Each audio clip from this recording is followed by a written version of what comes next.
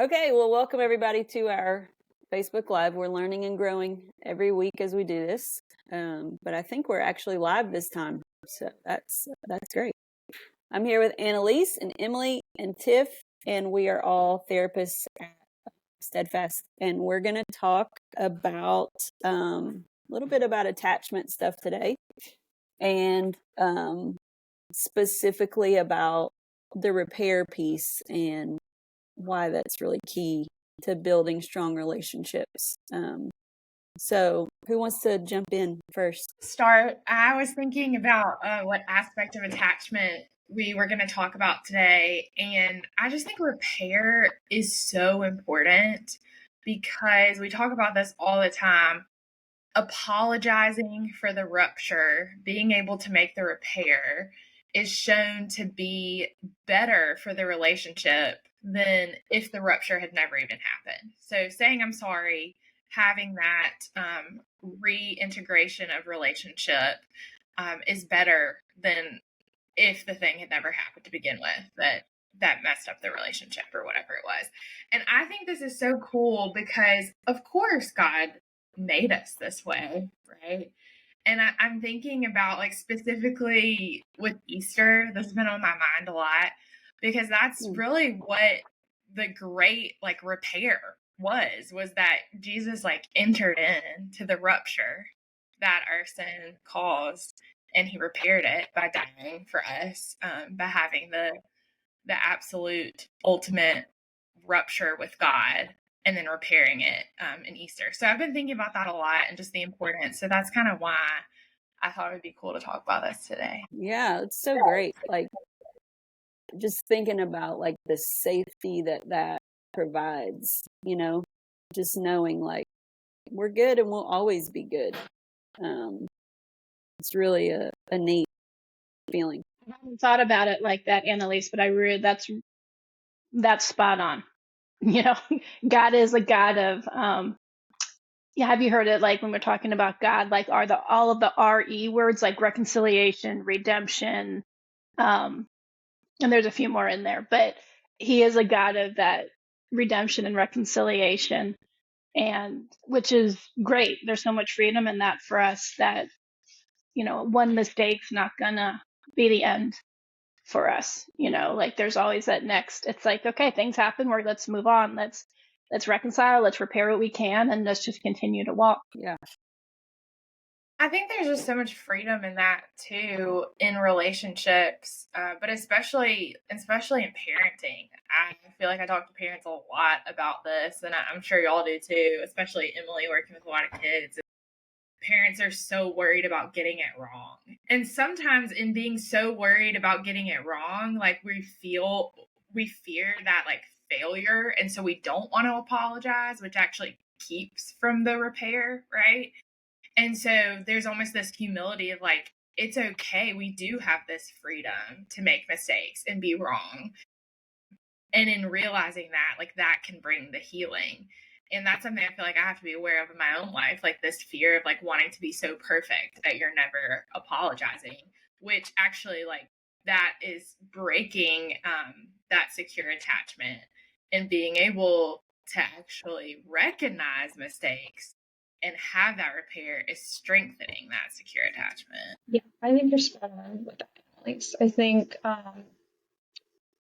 when I'm, like, working with parents and, like, you can tell, like, that they're holding on to this guilt of, like, or they will literally say, like, feeling like they're not being a good parent.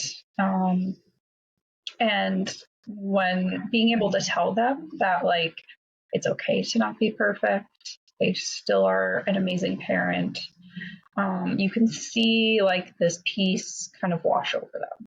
And, like, I've seen, like, this physical release of just, like, I needed to hear that.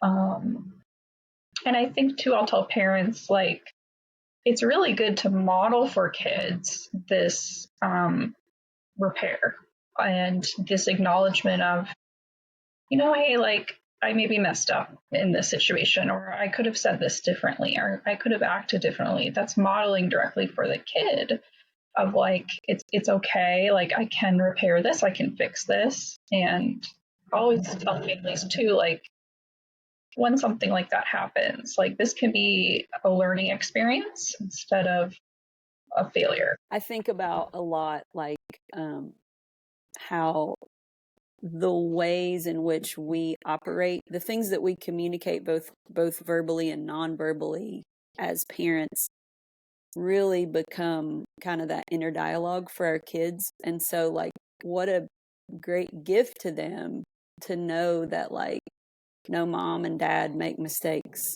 and we don't do things correctly all the time. And guess what? It's okay. And you can always get back to good. You know, there's always like a way to fully repair. There's so much freedom in that, not only for the parent, but also in what we're modeling for the kids. Because then they realize, like, I don't have to be perfect in my relationships. I can always repair, but also, like, I don't have to be perfect in my endeavors. Like, I don't have to, you know, if I make a quote unquote mistake, you know, I can always, like, get back up and try again and get it back to good. I love that too, Jessie, because when we think about, okay, how do we do repair?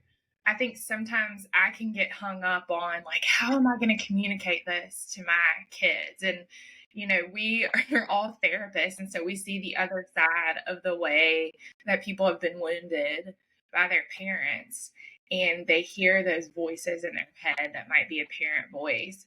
And the other day I was thinking about this, and I was talking to my husband about it. It's like, you just say it. What you just said, Jessie. It's like saying to your kids explicitly, it's okay to make mistakes. Mom and dad make mistakes, and I'm sorry this happened.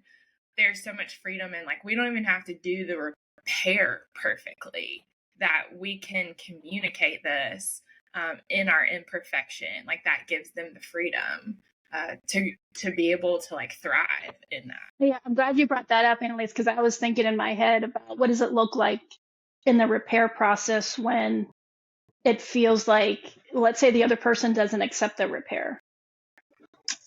You know, because sometimes when we try to, we try to repair, but that doesn't always mean it's going to feel like back to normal. It's going to feel perfect, right? There's a, we do what we can to try to repair. You know, if you have a broken leg, right, you're probably that bone is always going to be a little weak at that part of breaking, right? So even in all relationships, parents, a child to each other, sometimes when we think, well, I've forgiven, I've repaired, now we can go back to some place that we were, but sometimes the damage is pretty big, right? The wound is pretty big. And what does it look like when we're trying to repair something that's really deep? And it's kind of putting us on now like a different trajectory of, we're repaired, but it still hurts. I love that example of, like, a wounded leg, because sometimes, and I think this is part of, like, a defense mechanism that might come up, or like a protector. Like, it's like, well, I've apologized, so, like, it should just be back to normal. But to really know that, like, sometimes to make a true repair, it's a lot of conversations over a long period of time, and to be able to genuinely give that to the other person, like, I'm here to reassure you, like, as many times as you need me to, that, like,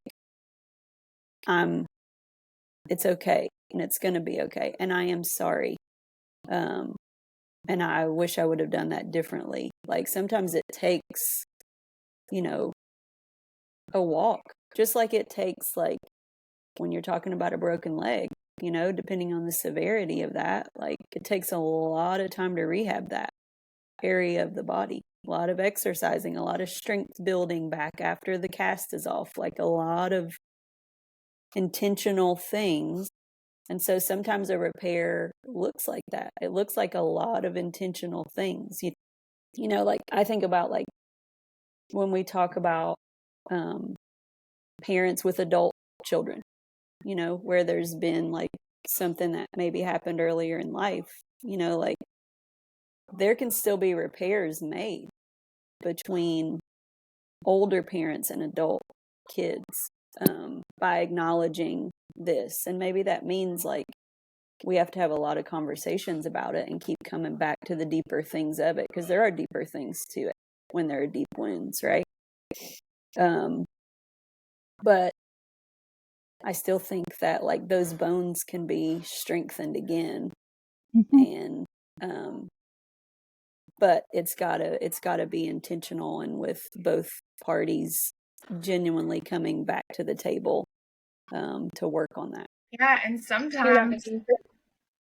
Oh, go ahead, Emily. I was gonna say, I feel like part of the repair is just like being there for the person and them knowing that like you're not like gonna abandon them. Like there doesn't even need to sometimes be the like communication or talk through, but them just knowing that you're not leaving them. Like with parents, I'll tell them like sometimes when kids are having a hard time, having a tantrum, sometimes just sitting by them and telling them like, I'm here for you, I'm gonna help keep you safe. That's all they need to know, that you're not going to leave them. There doesn't need to be a ton of dialogue sometimes. So yeah, I think just part of the repair is just being there for the other person and knowing that you want to continue working on it. I think it would be cool to throw out like, what if we think about like different age spans of, we're kind of talking here about parent-child relationships across the lifespan. Like if we think about different age brackets, what are these kind of deeper messages that, as we're speaking from like the regulated brain, which Annalise, you talk about a lot, and maybe you can talk about that for a second, but the regulated brain, like initiating the repair, what are the messages across the lifespan that we need to communicate during repair? Like Emily just said, like, you're safe, I'm here, I'm not going anywhere, is one message.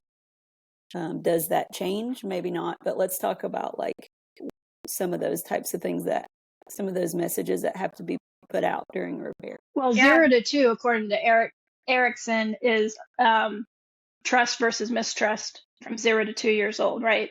So a 0 to 2-year-old can't communicate, but in this framework, it's their dysregulation is when they're hungry, right? When they've got a dirty diaper, when they have a basic need that all they can do is pretty much cry, right? And when we come in as parents and fulfill that, we're quote unquote repairing, right? We're being there, like you were saying, Emily, we're being there, we're fixing it, and then they're not crying anymore, right?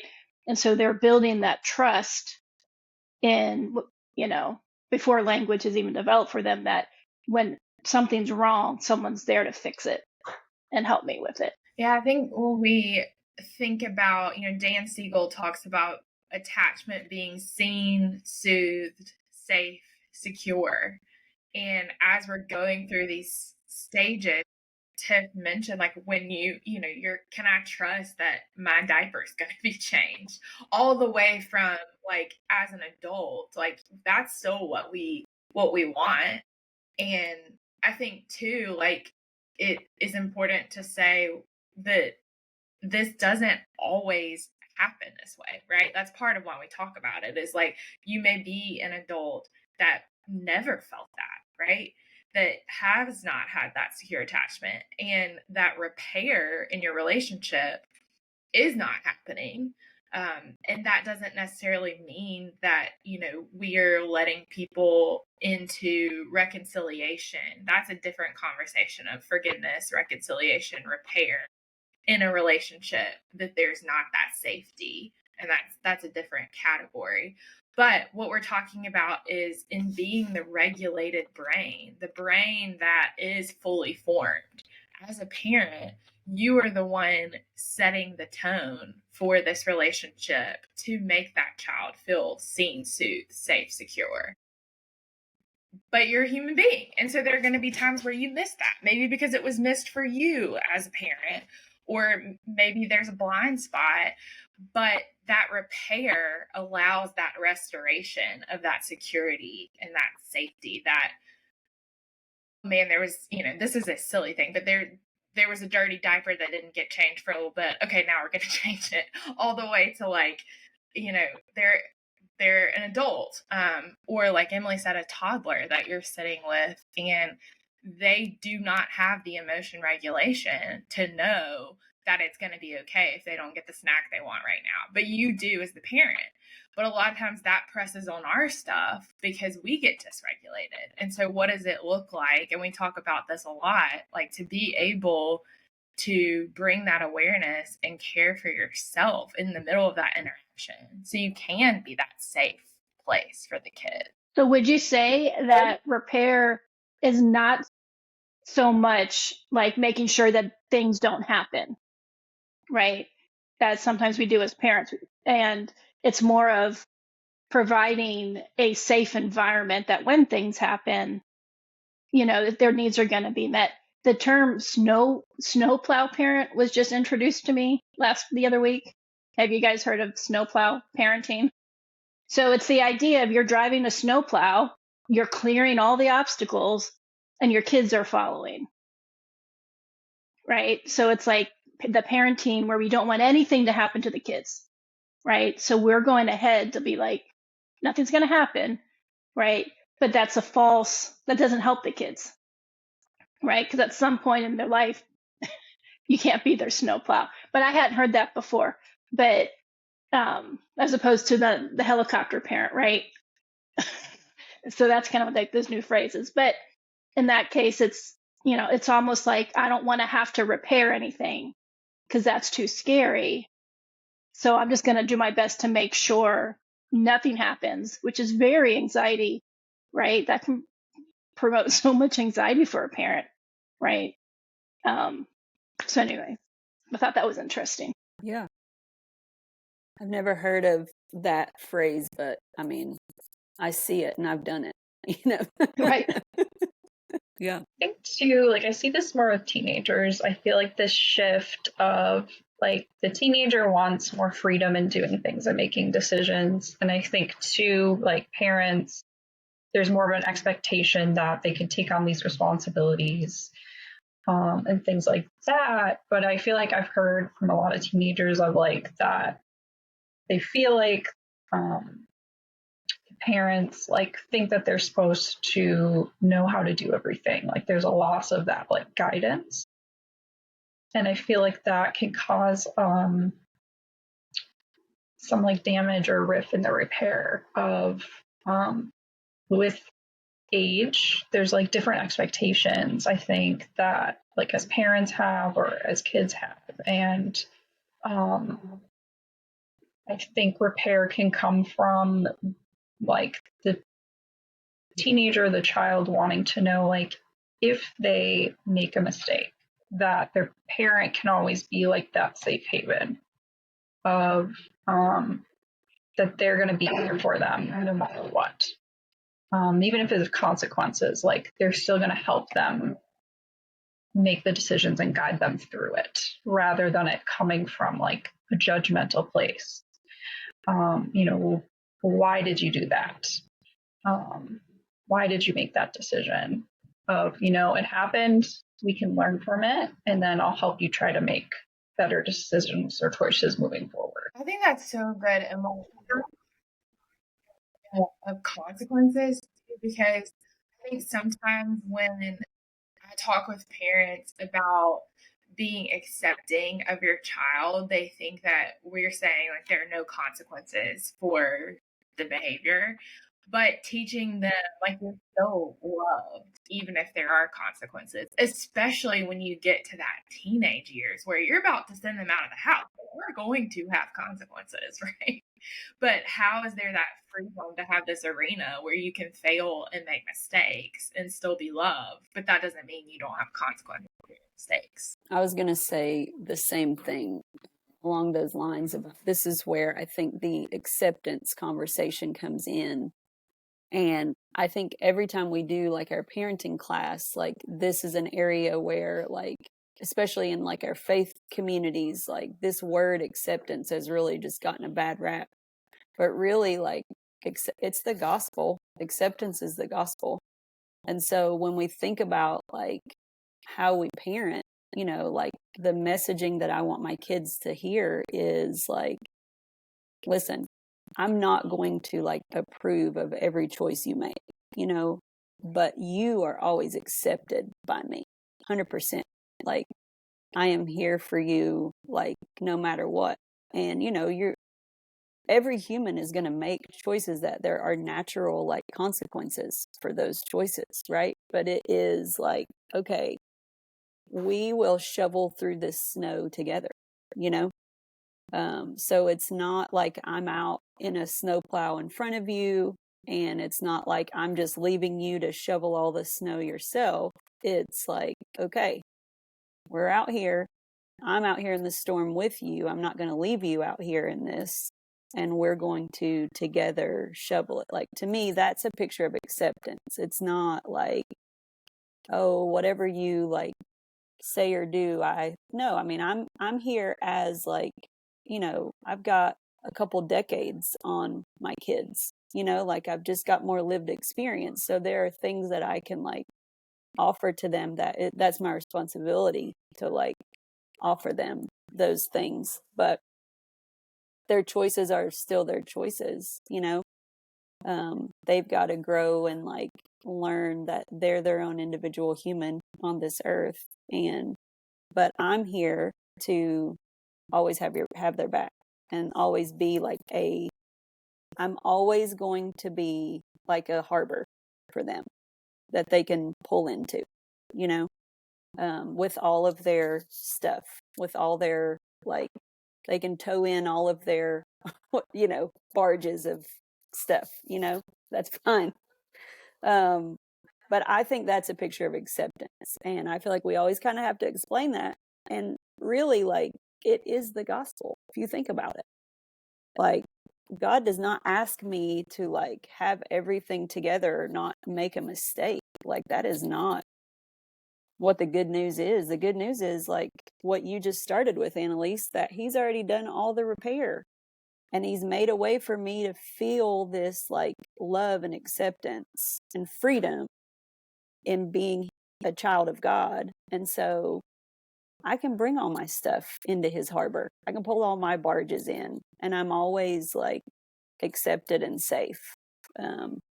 So that's kind of how I think of it. That's so good. And I love this like image of being out in the snow together. It's like, hey, let's go put our boots on. Like, nobody's plowing it for you, but I'm not going to be behind you. Like, we're putting our boots on, we got our shovels, and we're doing this together.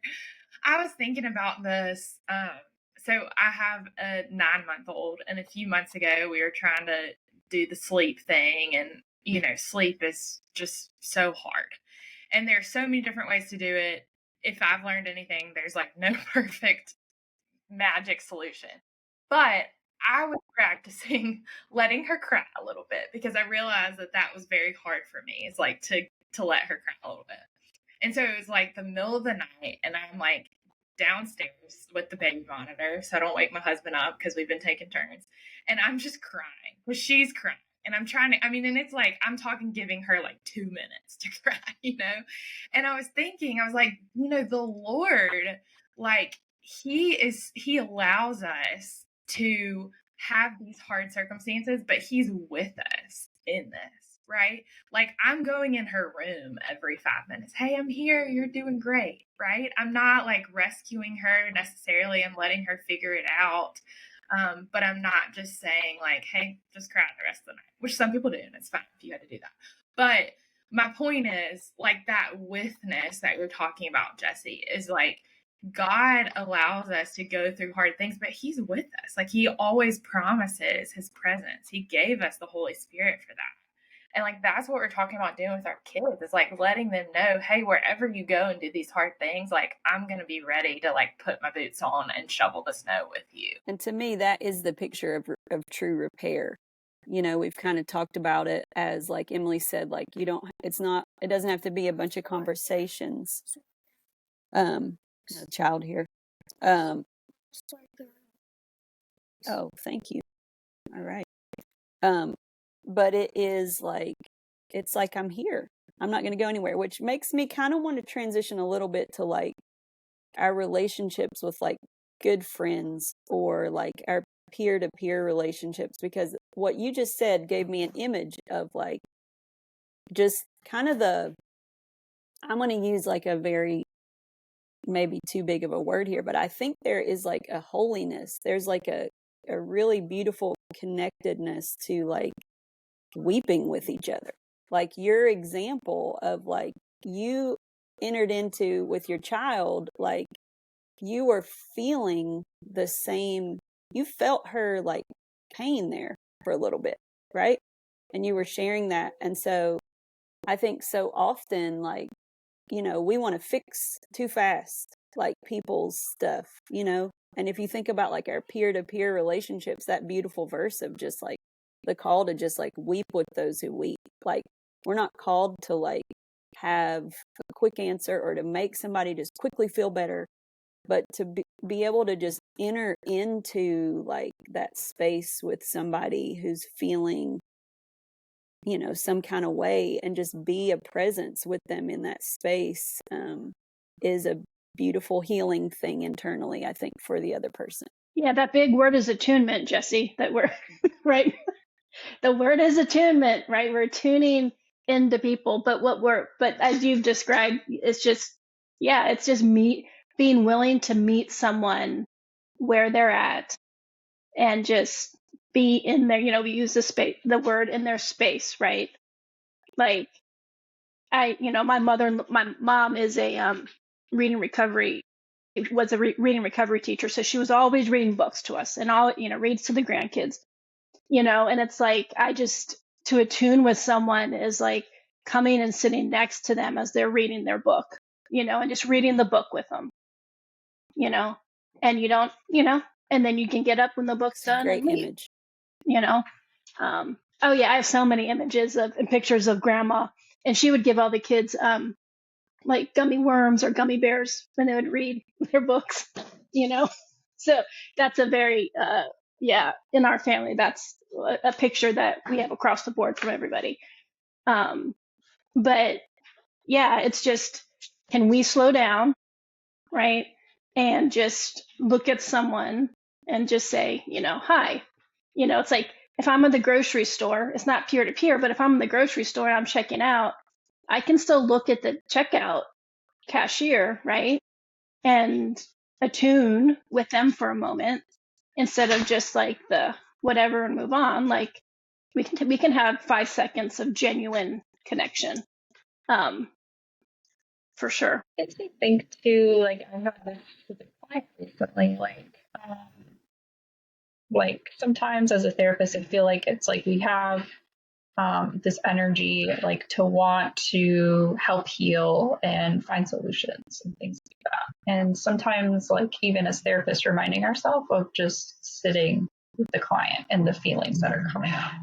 I had like a teenage client the other weekend. He was having a really hard time, and I could tell like just didn't at that moment need repair in the sense of like finding solutions. Like he just needed for me to be quiet and just for him to sit there and process what was going on, and letting him know like, I'm here for you. If you want to talk, we can talk, but I'll just kind of be here for you and let you feel the emotions. And so sometimes, there's power in, I think, the silence, but again, it's back to like of the security of that person's in this room with me or is present. I think it's Brene Brown said, like sitting in the dark without having to turn on the light, like sitting with somebody in the dark.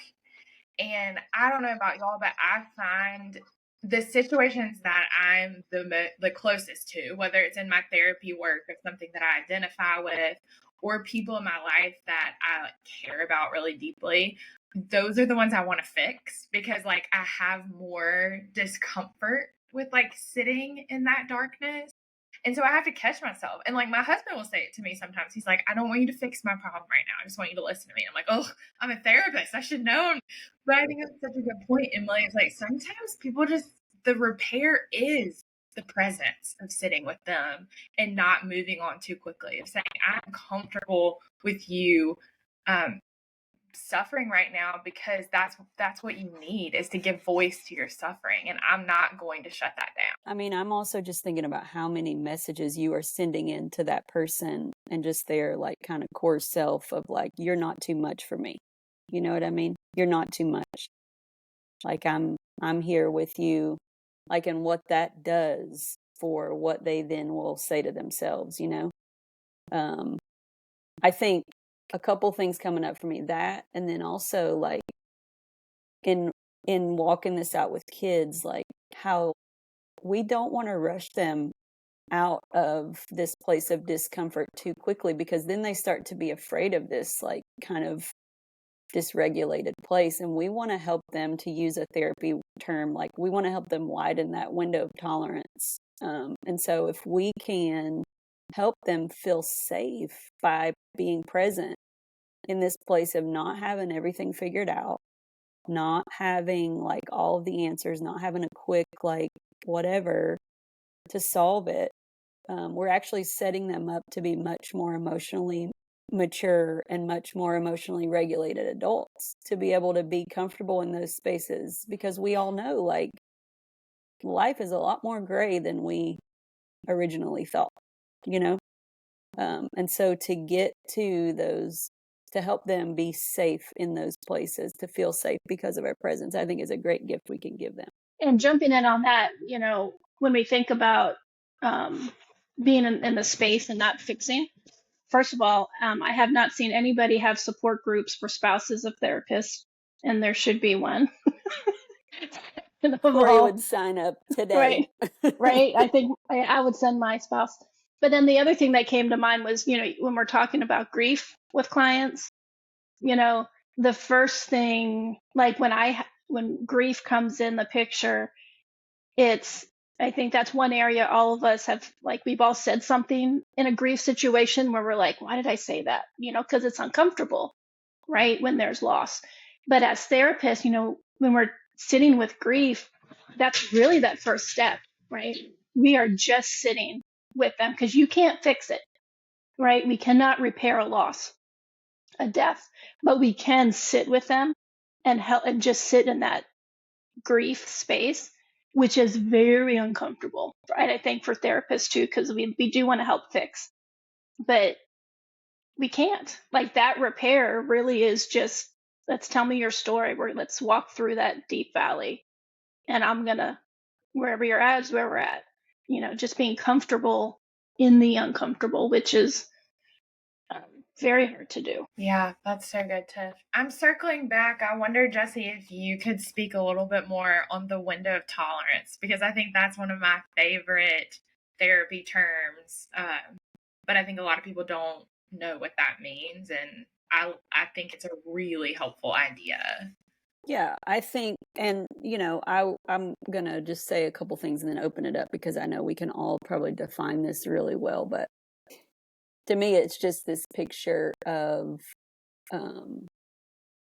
how can I sort of over time become, and I hate to use the word train myself, but I mean really like looking at we talk a lot about the suitcase, right? Like the ways that I protect myself from feeling what's inside of me, you know, like at the conference, like Tiff had this suitcase that she rolled around, but it had a hard exterior on it. And so I think a lot of times as we grow over the lifespan, like we build this armor around us of like ways to protect us from feeling whatever it is. And so to me, widening that window of tolerance kind of starts with understanding what the exterior of my suitcase is, that is like kind of immediately coming to my defense so that I don't have to feel a certain thing. And then helping myself in this inner world, we talk about the internal family, become more and more, feel more and more safe. So it's kind of that internal attachment piece, secure attachment piece, to be able to sit with the discomfort. So to me, that's kind of how we start to take something where maybe I had no ability to feel anything uncomfortable, And that because I start doing this inner work, I realize like, okay, I can sit with this much, or now I can sit with this much. And to me, that's where we are able to really grow and learn about ourselves more as individuals, is when we can really start looking at what's inside of our suitcase, what's keeping us from like feeling the things, and then just going deeper and deeper from there. Y'all add more. It kind of makes me think, like with tolerance, like in therapy terms of like an exposure hierarchy. Like we, like with OCD clients, like it's not helpful if we just jump into something. Like that's going to feel like too much and cause more damage, versus if it's kind of that slow progression, like you're talking about, Jessie, of slowly kind of peeling back the layers, slowly working on feeling the uncomfortableness over time. Kind of what leads to the healing in the long run. So like you're saying, like it is a process. Like I don't think the expectation has to be that somebody has to dive right into it. And yeah, I think knowing that, again, going back to like at the center of it is safety and security. And hopefully that you have those network of people that are still going to be there for you, or just within yourself that you know, like it's going to be okay. And you can do this. I think that at the center of it, it is always safety and security. But I also think that like there's always a tiny bit of like fear and risk, you know, to take that step to test this out, you know, for the individual, you know, and then we're able to kind of prove to ourselves like, okay, that was okay. Like I you know, and then we can build and build and build and build. But yeah, I don't think we're ever waiting to feel safety and like complete peace before we like start working on widening our window. I think something that's been really helpful for me lately is this idea of discomfort versus dis-ease. And Andi Colger talks a lot about this in her books, but that we will be, especially in trauma recovery, like we will be uncomfortable. But being able to say, where am I going into? I'm so far outside of my window that I'm not at ease. And I have the ability to say no at this point, that I don't want to go further right now. And that practice actually does help you widen that window. Like your tolerance becomes bigger when you learn, hey, I'm not just going to be flooded with all of this. Like I have autonomy to be able to say, we're going to dip our toe in a little bit. It's going to be uncomfortable, but that was safe. So I can go back in. I can pull out my luggage again. And that's really what helps with emotion regulation too, because when you're going out of that window of tolerance, you're either in fight or flight, and you're feeling really anxious, or you're in freeze or fawn, like people pleasing, and you're shutting down. And so when you learn that that's happening, that you're becoming dysregulated, then that's when you do the grounding things. That's when you do the regulation things. And that practice helps you to be able to widen that window, which I think brings so much freedom that, okay, this is like, therapy is not just like, let's do the hardest thing all day long and never feel relief. Like this practice brings some hope, I think. Yeah. And what I'm hearing, and that is, you know, so if we kind of circle back a little bit, that part of our jobs is to attune to what part of the repair process we are seeing, what part of the repair process we are in at that moment with that client on what they need.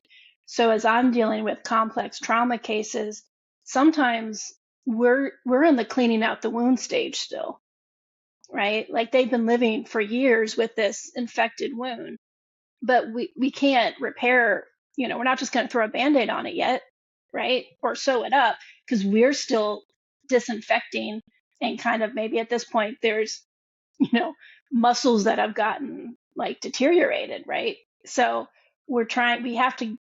that repair process, there's so many different stages to it, and we need to be aware of where we are in that stage. Because we could have someone come in who's always like, yeah, I've had surgery, I've been doing PT. Now I'm in this, like, what does it look like to have confidence to step forward? Or maybe we're in that beginning stage of we're still seeing what happened. We're still looking at the wound and putting antiseptic and like we're even before surgery, right? We have to clean it. So being aware of where we are in that repair process. Okay, so I feel like we probably should land our plane. We could talk about this stuff all day. But I'm hearing like pace now is coming up, right? Which is another attachment word. Like we're talking about like kind of being there for the pace of other people, being present, being a safe, regulated brain in the space. Is there anything else, just as we're like wrapping up here, that we want to leave everybody with that are kind of important pieces to this repair process? I think one thing I'll say before I hand it off to you guys is like, to me, knowing that repair is like key to like building security, because kind of where we started talking today, because like perfection is not the goal. It's modeling repair. And so that gives me so much freedom for, just as a mom, like when I have my moments of like dysregulation myself and I fly off the handle, like I can come back, and it's not about me like always packaging and speaking perfectly all the time. It's about me being able to slow down and recognize that stuff and then go back and apologize and, yeah. So that's one thing that I would just like to say is the freedom aspect of it. But what else is coming up for you guys as we land? I'll end on this note of personally, when it comes to repair, of knowing the limits of the limits of what I can control. If it's like a peer-to-peer relationship, or even with our kids or with, clients, knowing that they have full autonomy on their end too, right? And I'm not responsible for the full repair, right? I'm only really responsible that have I done what I've needed to do to repair this the best that I can from my side. Yeah, I'm thinking about Tiff mentioned this idea of attunement, this word that we use. And as we're talking about attuning to the emotions of our kids or our internal family or our peer-to-peer relationships, I think also being able to have a time where we talk about like containment in the therapy space of like, okay, we've attuned to that. Now we can kind of contain it and have some boundaries with it. And like, let's go do something that feels fun. And so I'm thinking about that, like in our relationships with our kids or our peers, like what does it look like to say, oh man, we had this really hard situation and we had to have repair, like let's go play baseball or let's go like fishing or whatever it is, like having fun with them too.